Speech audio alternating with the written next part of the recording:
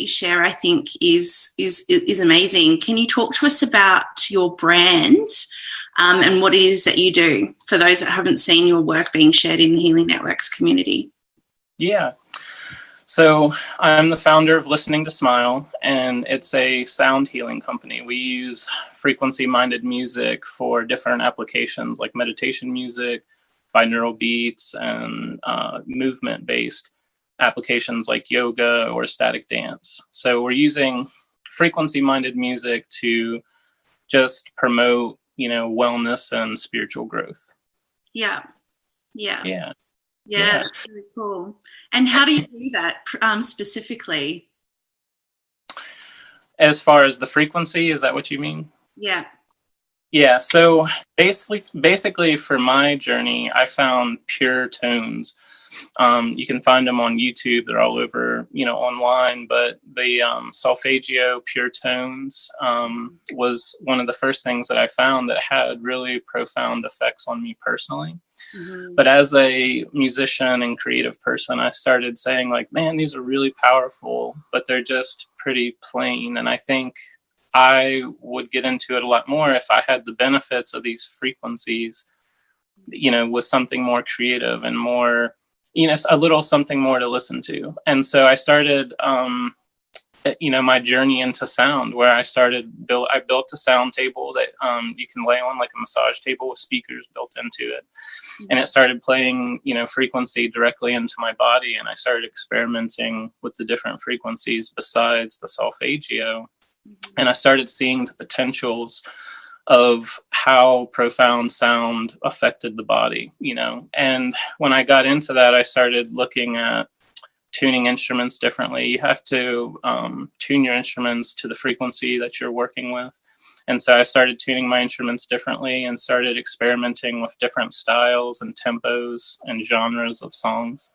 And just started finding something that I could say, this is my voice, in sound healing. And it was basically incorporating traditional instruments like tuning forks and singing bowls, didgeridoos, gongs.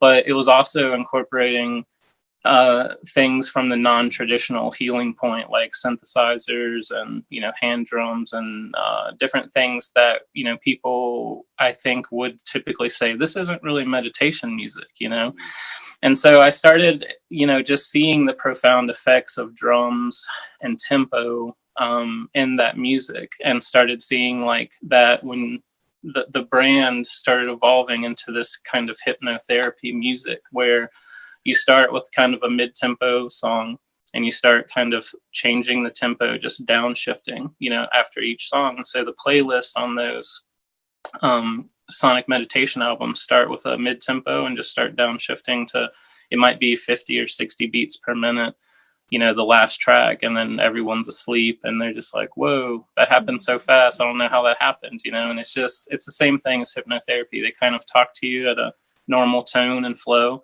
And then as the session goes on, you'll start they'll start slowing down their words and their tone and, the gentleness of their voice. And you just feel so relaxed that you're able to kind of go into that hypnotic state. And that's what I'm kind of looking for with my music, is to find that space, that Zen space, that's in each of us, that quiet space that quiets the noise in the mind and allows us to find that center place where we can start truly making the changes that we want, whether it's different choices in our life or making a decision. I'm sick and tired of being sick and tired and I'm ready to heal, so. Yeah. So you used yourself as a guinea pig originally. Yeah. So what happened with me was in 2010, 2011, I started getting sick, and I was going to different doctors and specialists and even the emergency room, trying to figure out what was wrong with me, because I was just so sick. I had developed Bell's palsy, where the face muscles in your mouth, they just kind of die. Yeah. And about a week after that, I developed digestive issues, where I started not being able to process food. So there was one point where I went 9 to 12 days, and various weeks of that, sickness, that I couldn't eat any food at all. Anytime I would eat food, I would just feel so sick, it was better to feel the hunger pains than it was to deal with the processing of the food. And so I just got to a point where I really was looking for answers outside of traditional medicine, the mainstream medicine, medical. And so I started researching online, and I found this book called The Healing Power of Sound by Mitchell Gaynor. And it was a huge just kind of lift of everything that he was writing in there was resonating with me. And I started saying, yeah. I'm just reading along. And so it really led me to have the confidence to start kind of venturing out into that holistic approach. And the rest is history. I just went down that rabbit hole, started doing research and cross-referencing, using myself as a guinea pig, and any family and friends that would sit still long enough, I'd like, listen to this, check this out, put these headphones on, And so it was just something that really was a process, a journey to grow into. But yeah, it was definitely one of the biggest transformations of my life. Like, I saw within a year and a half, I was kind of a heavy guy, and I lost over 100 pounds when I started working with the tones in the first year and a half. And I always grew up with being dyslexic, and I had a really hard time in school learning in the traditional ways and the cookie cutters. I just wasn't fitting into any of that. And what the frequency did was, over a period of about 6 months, it allowed me to be able to read and retain information. It was always very hard for me to read and retain the information in school. Just that process from book to the memory wasn't really working for me. So when I started working with the frequencies, it was just really profound, where I was reading like 6 to 10 books within the first 6 months, and just connecting all the dots, retaining the information. And my friends and family were just like, what has happened to you? Like, they're like, you're talking faster, you seem smarter, you're talking about quantum physics and sound healing and all this stuff, and I don't even know what you're talking about. So it was definitely very profound for me to see that these things I couldn't do before were working. But it was also, I think, really a shock to my family and friends that were noticing such a distinctive, change in such a quick, period of time. Yeah.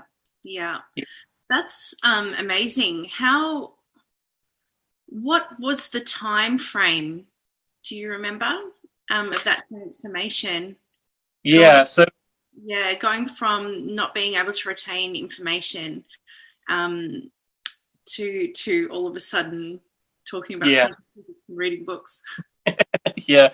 Well, I think so. What happened for me was, when I got sick, I had never been sick like that before in my life. And so there was a really big depression that came in, and I had always dealt with dyslexia and kind of learning differently than the mainstream. And so they kind of all culminated together to where there was a really just a dark night of the soul. There's no other way to really describe it. It was a very low point. And when you get to that point, you have decisions to make. You can either, blame and live in fear, or you can take responsibility for decisions and choices that you've made, and kind of move forward into, okay, what's next? What am I going to do to remedy this situation? I can talk about the problems all day long, and I can complain, but it's not doing anything new. And so when I found those books and the tones, the music that I started listening to, I found this peace. And in that peace, there was, you've lost a lot of things in your life. And when you get to that point, there's no more fear after you've lost, a certain amount of things. You're like, all right, it's only up from here, And so when I started diving into those books and getting into the music, I found this peace. And in that peace, I think it allowed me to rewire my brain. It helped me to start looking at things in a different way. And when that happened, the first 6 months, of listening to the tones and getting into those books, I just had this complete emptying out of emotional traumas and stress of things that I had dealt with in my life. As a male, I think you're really taught to suppress your emotions and, push on, keep going, be strong, that kind of thing. And so I had dealt with a lot of trauma in my life that I hadn't processed yet. My father and my sister had passed away.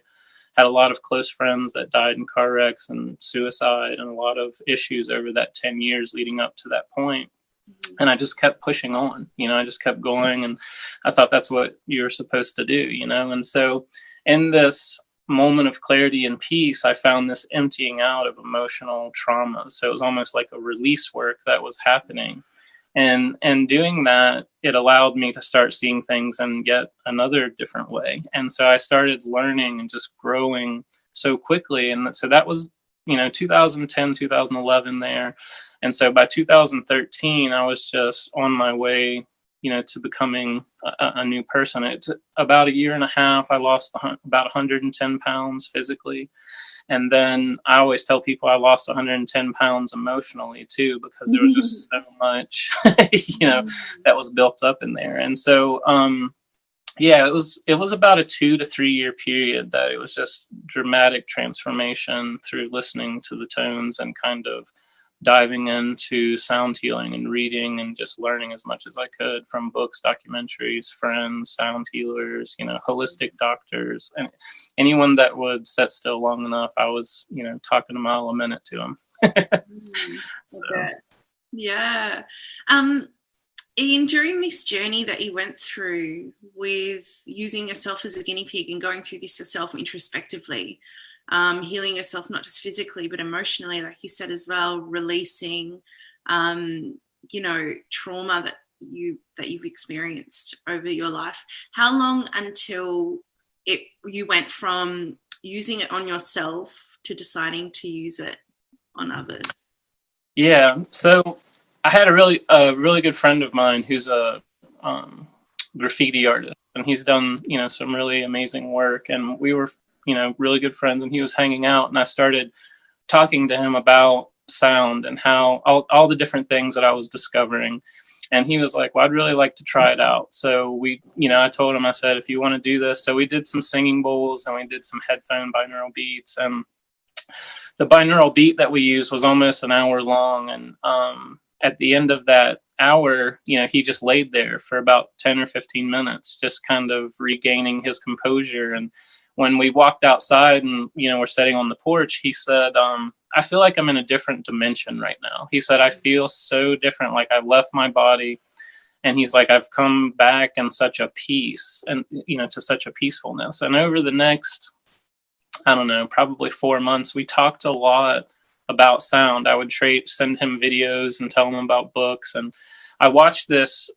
He was already going through a transformation in his life, making a shift in his own, personal life. But I watched how him getting involved in a deeper level with sound kind of added to the already personal growth that he had going, the direction that he was going in. And it just was like, his work changed, and when I saw that as a friend, I was like, wow, this is really having not only a profound effect on me, but on someone I just shared this with. And so we just started doing that, sharing with friends and sharing with family, and watching those kind of changes so quickly, that would happen.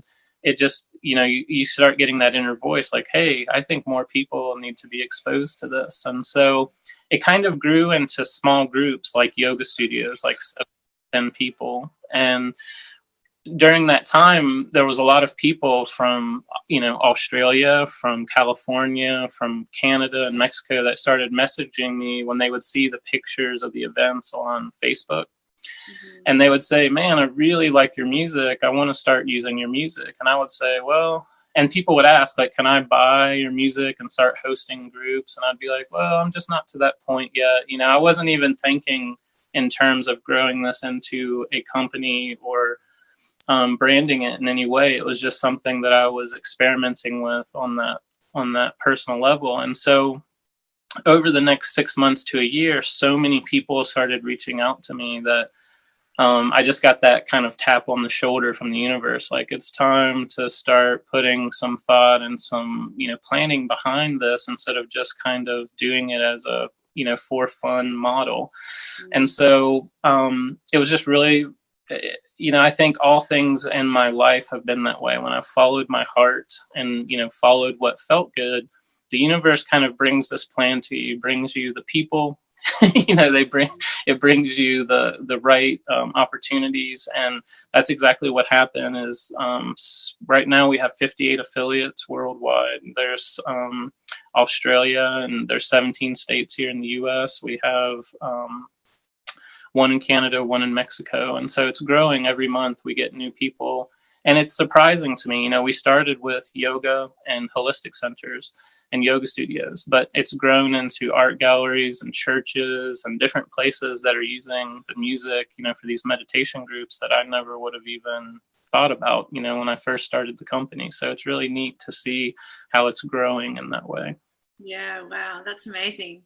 Yeah. And you're so right, when you follow your heart, the universe just conspires to work with you and for you. Yeah. The right things start popping up at the right time. The right doors start opening and presenting themselves, and you start meeting the right people at the right time too. And it's like step by step, all these little things start to happen to help you lift and launch your baby, pretty much. Yeah. How long has Listening to Smile been launched for, or off the ground? How long has that bike been, I suppose, riding? Yeah.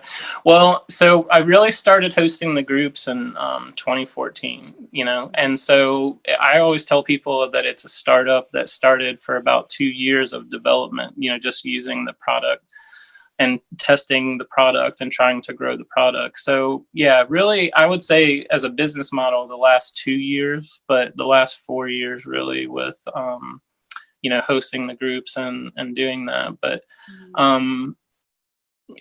it's an interesting thing, it's when you start this journey, you think it's going to be this one way, and then as you get all the input from the affiliates, the people, the patrons that are supporting the work, you start listening, to what people's needs are, and kind of reverse engineering to meet the needs, but still trying to keep true to your vision and what is in your heart to put out into the world. And so it's been a really neat process of give and take and growing and learning from not only the people who are participating, but myself, from doing that. So I feel like we got to a point where we really have our voice, for our, like when you hear our music, I think it's very distinctive and you can tell the difference in it. And so I'm really glad that we took the time to grow the music to that point and to, where we're at right now. So yeah, I would say 2 years as a business model and 2 years, that we spent in growing and developing the style and the music that we're putting out there. Yeah, awesome. Yeah. Where would you like to see Listening to Smile evolve to? How big, or how far, or in what way and what path? Yeah. Well, I think the biggest thing that I love about our music is that we put it out monthly. So we're pulling from astrology energy. We're using the astrology, forecast to kind of as a guideline for moving into each month. And I really like that we're incorporating different genres of music. And so I think I would really like to see the stereotype break that meditation music is the only positive outcome, that people view it as like, this is what you have to have for healing. And it's like Native American flute and this very like woo-woo kind of, just sleepy music. And I think that when you study shamanic journeys, sound journeys, and different elements like that, and you look at the research of drumming, hand drums and drumming with the brain, and how people, like songbirds and human brains are like one of the few things on the planet that will actually mimic like the beats per minute. Like if I put 85 beats per minute or 95 beats per minute, the songbird and the human brain will start synchronizing their brainwave activity and even heart rate sometimes to those beats per minute. And it's really interesting when you see how much and how profound sound has an effect on the body. So I would love to see people opening up a little bit more to music can healing, like, period. Not, meditation music or sleepy music is the only thing to heal. I think that music in general is such a powerful healing tool. I would love people to start kind of going on their own sound journeys and experimenting with different forms of music for their healing. I always tell people that Bob Marley, every time you listen to him, at some point everything's going to be all right. So it's like, it's just the fact that you have to find your Bob Marley. Things. I have friends that can meditate to metal music. That's like their thing. They love metal music and they meditate to it, and it helps them, calm down, which is really, strange to a lot of people. But there's, everyone loves so many different things, and I think that sound is such a personal journey. I think that's the biggest thing I would like to see, is for people to open up their minds as to what healing is, and involving music. And so I think that that's one of the biggest things I would like to see. But as far as the company, I think my favorite thing to do is to empower people. I watched a lot of my friends that are in the healing community, massage therapists, holistic, practitioners, and holistic center owners, yoga studios. Everyone is struggling to get people into their space. They want to grow their practice. They want to help people, and they feel like they've been given gifts. And I think it's not like the artists and the creative people. And so when you start viewing that as a whole, like, all of us are creating this alchemy, we're bringing in these channeled messages and gifts, and we're, trying to share them with the world and to make a living. Like, when you're doing something full time and devoting to that craft and to that gift, it takes a lot of your time and energy and focus. You're learning, always learning, and you're applying, so in doing that, I think that it's just one of the most powerful, profound things, is to show people you can do your gift, you can have fun, you can still help people, and you can make a living to move forward in your life in the way that you want to. And so I think that's what I would really like to see, is to see Listening to Smile show more people how to use the music and to use it in conjunction with their practice, like yoga, massage, all those different things, because music can be applied in so many different, modalities. It's such a co-creator, in that process. And so, I would just love to see the company empower people to connect with more people in deeper ways and different ways, and to just grow together, the company and each of their practices. I think it's just really fun to work with people in that way. Yeah, definitely. It's a good thing, because with what you do, and in order for your product to be effective and to reach the masses and to heal and help as many people as possible, it requires collaboration. Yeah, absolutely. Yeah, which is a cool thing, It is. Yeah. For those that might not know the difference between what you do at Listening to Smile and your general or generic meditation music, could you explain the difference? Yeah. So when I'm starting with a piece of music, like starting in the writing process, we start with a frequency. So there's an intention of meeting a specific chakra or planetary energy or sacred frequency. And in doing that, you tune your instrumentation to a different, an alternate tuning. And then all of the focus for that track is on that note, that one single note, that one frequency or hertz. And so then from that point, there's an intention, energetic programming that goes into it, as well as the tempo. Like, you're looking for a certain tempo, whether it's at the beginning, introduced in the beginning or the end of the session.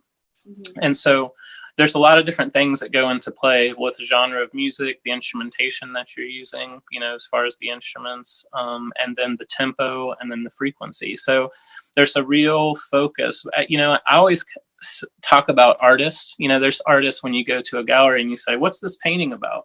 Mm-hmm. And some artists will be like, I don't know, it just came out, that's just what it is. And then there's other artists that will go into this huge, long process and tell you this whole path and journey of this painting and how it came to be and what it means to them. And, you know, I think that people resonate with that story more than just like, well, it just happened, you know. And I think a lot of music, that's the kind of intention behind it, is just like, well, I wanted to make something cool and this came out, you know. And I think that when you get into sound healing, there's a really profound power in the intention that's set into the music, as well as the tunings and the instrumentation that's used and the tempo. So I think it's a really deeper focus and a deeper set intention for what we're looking for.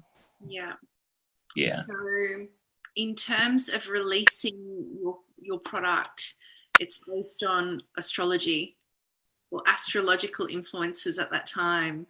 And then when you create the vibration of your work, it's in attune or in alignment with chakras. And what else did you say?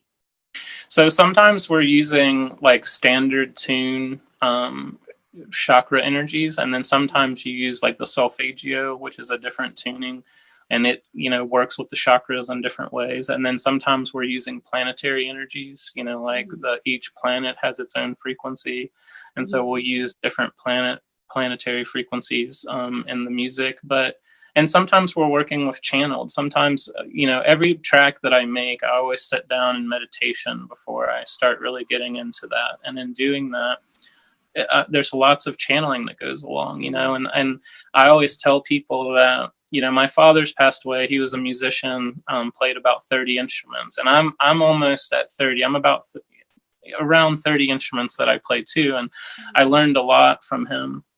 And, you know, I always wonder, like, what would he think about this music that I'm making? And it's so funny because in that process, I'll feel him. I feel, you know, different, I guess you could say angels or spirit guides that come in that work. And there's lots of times that I create things that, you know, it doesn't even sound like stuff that I would create typically if you look at my, you know, back discography. And so it's just, there's a lot of co-creation when you submit to trying to have complete control all the time of everything, and to just kind of be open and led in meditation and being open to guidance, you know, like a grand council or something.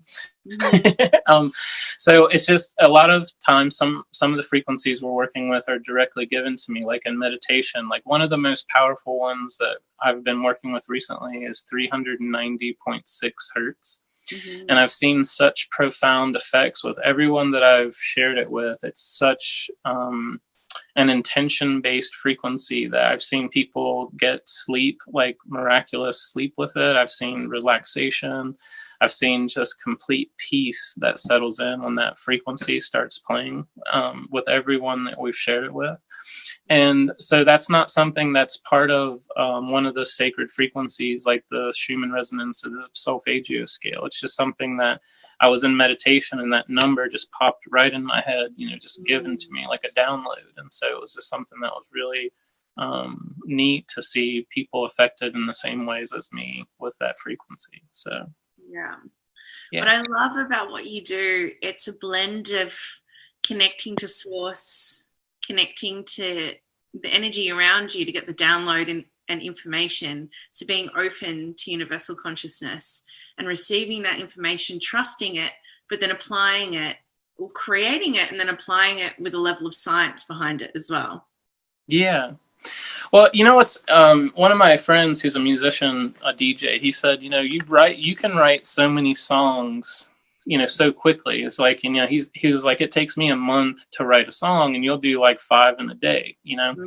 And so I was telling him that when you kind of pulling from that source in that way, that creative input and that co-creation, that it's a lot different. Like if I sat down with a computer, like where I was 10, 15 years ago to make music in a recording, you know, environment, I would sit there and just start judging every little thing. Like I would, like, this kick drum has to be just perfect before I start adding all the other instrumentation in.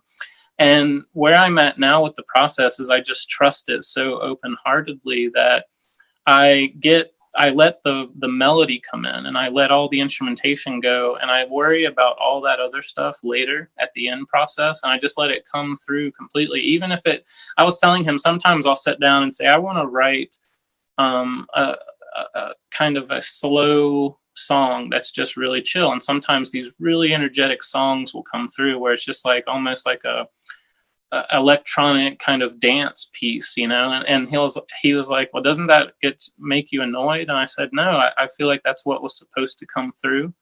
And so I just roll with that process, and then not blocking that and not trying to control it, so many more songs will start coming behind it, just boom, boom, boom, boom, boom. And so I think that that's the difference in the music, is that I'm not structuring it in a way that I'm controlling it. I'm letting it come through naturally. And I'm kind of like the rudder, where it's like I'm kind of helping direct it and all of that, but I'm not really bringing the flow in. The flow is coming from that kind of prayer and that meditation that takes place, and also the intention of really wanting to help people and to connect with people with the music. And so it's setting up that co-creation between the listener and myself, and the spirit that's coming through, the creativity in that way. Yeah. That's amazing. And I love that you've identified that that's exactly what's happening as well.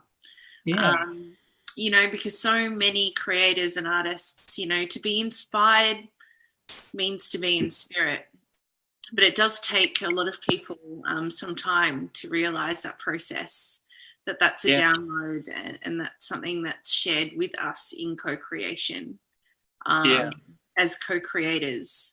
But it's an amazing thing that you're aware of that process as you're doing it. Yeah. So are you open to something? I'm going to tell you a little exercise that will help. Everyone can do this, the channeling and bringing things in. So I really love poetry. Poetry is probably my favorite thing, even more than music. And I love music, so it tells you how much I like poetry. But one of the biggest things that I think people have a problem with when trying to create or trying to bring, their gifts into the world is we block ourselves. We start judging, and we get fearful of judgment from other people. And so I think the biggest thing in bringing in this creative energy into the world is to get out of our way. It's us. It's not writer's block. It's literally us getting in our way. So I've helped so many people in these workshops where I say, we're going to be here for 2 hours. You're going to have a poem at the end of this, 2-hour workshop, and you're going to be able to be proud of it and be excited about it. And people say, well, I've never wrote poetry before. I don't think that's possible. That's not going to happen, And I say, but I believe in you. If you believe in you, you can do it, So basically, I just bring a bunch of poetry books, like anywhere from 75 to 100 poetry books, and I put it on the center of the table, and I tell people books have energy, so if you feel the cover and you smell it and you identify with the book, pick it up and take it back, and take a couple books with you back to your station, your paper and your pen. And when you're sitting there, what I want you to do is just open a book, and the first word that jumps out, I want you to write it down on the top left side of your page. And you can draw a circle at the top left of your page and then put that word in there, like a little word palette, at the top left of your page. And so I said, you're going to go through and you're going to get about 15 or 20 words, and you're just going to open the book, and the first word that jumps out to you, I want you to write it down. And so I said, now here's the thing about writing this poem.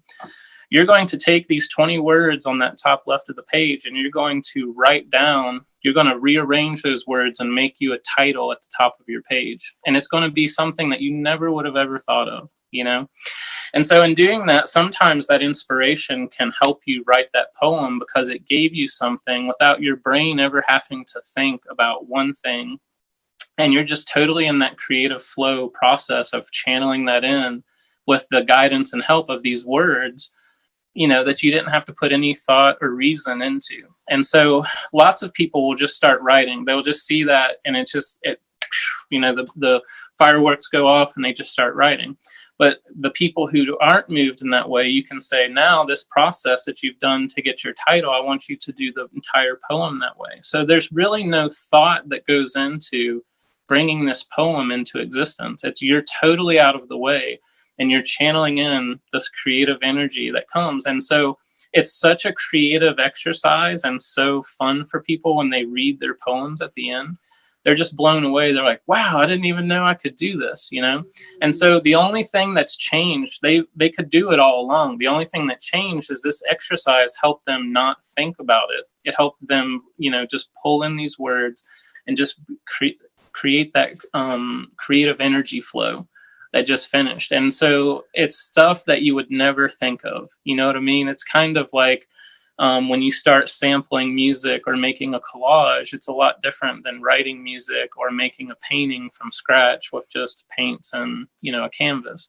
So it's something that's really easy, really quick, and really fun to do, but it teaches you how to start creating in a way that you're getting out of your own way. It's a really powerful exercise.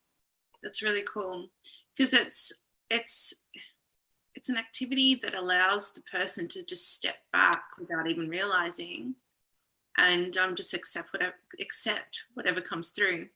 Yeah. And that's the whole process of connecting to source and downloading information and allowing things to come through intuitively, because it's not forced. We're not our mind's not in overdrive trying to force or think for something to come. It just comes naturally. So that's a really, really cool tool you use there. That's awesome. Yeah. Yes, I love it. Yeah, I mean, there's lots of times where I'm like listening to my music with different people that it's had, you know, profound effects on, like whether it's on a personal frequency coaching session or whether it's at an event. You know, people will talk to me about the music, and when it's playing, they'll just be like, wow. And I'll say the same thing. I'm like, wow, yeah, I made that, but I feel just like you because it came through me. And lots of times there's stuff that I never would have thought of. It's just given to me, downloaded to me, and comes through in that same way the poem does. With you know, in these exercises, it's the way it is when I'm sitting down to create the music. It's very similar to that. So I'm in awe of it as well. And I'm very thankful to be a part of that process, you know, to be able to have that fun. It's a playground. It's endlessly so many different options. It's infinite possibilities, and it's just so fun to be a part of that. So yeah, cool. Well, thank you so much for sharing your awesome work and project, Ian, and I'm very grateful for you to be sharing your brand, Listening to Smile, with us in the Healing Networks community. We know, so you do have affiliates in Australia, is that correct? Yeah, and I'm working with several people. Tennille Bentley, I don't know if you're familiar with her. If you're not, you should totally be. She's in Perth, Australia. Okay. And she's just a transformational teacher. She's intuitive healer. You know, she's getting into sound healing. She's doing all kinds of things with kids and meditation. But Tennille Bentley's over there, and I'm working with a hypnotherapist that's in Melbourne, Australia as well. So yeah, there's different people using the music in different ways in Australia with Listening to Smile. Mm-hmm. Awesome. Yeah. For those that might be watching this conversation, if they wanted to know more about Listening to Smile or get in touch with you or get in touch or get their hands on your products, how can they find you? So listeningtosmile.com is my website, and there's lots of information on there about frequency-minded music and sacred frequencies, and they can get to all the music at the top menu of the website. It says Get Music, and there's 3 different, you know, avenues: the binaural beats, the wellness series, and the sonic meditations. And the sonic meditations are the monthly music that we do. Mm-hmm. So every month we're putting out a new CD. Yeah, cool. Yes, I can see that. I can see you sharing. I've been watching your movements and Healing Network, so it's awesome work that you're doing. Thank you so much, Ian, for sharing Listening to Smile and all the awesome work that you're achieving there in America, and it looks like you're taking over the world. So world domination. Yeah. one beat at a time, right? Yeah, So that's right. hopefully, and we will, and I'm sure we will. I'm obviously more than happy to recommend your work to any healers that I come across that are, operating in particular practices, whether it be, holistic, any holistic coaching field. So I'm sure we'll see more of you and more of your work soon. Yeah. Well, I'm so thankful for being on, and I appreciate the group on Facebook and the sharing as well as this interview. And thank you so much for having me. No worries. You're welcome. We'll talk soon. Okay.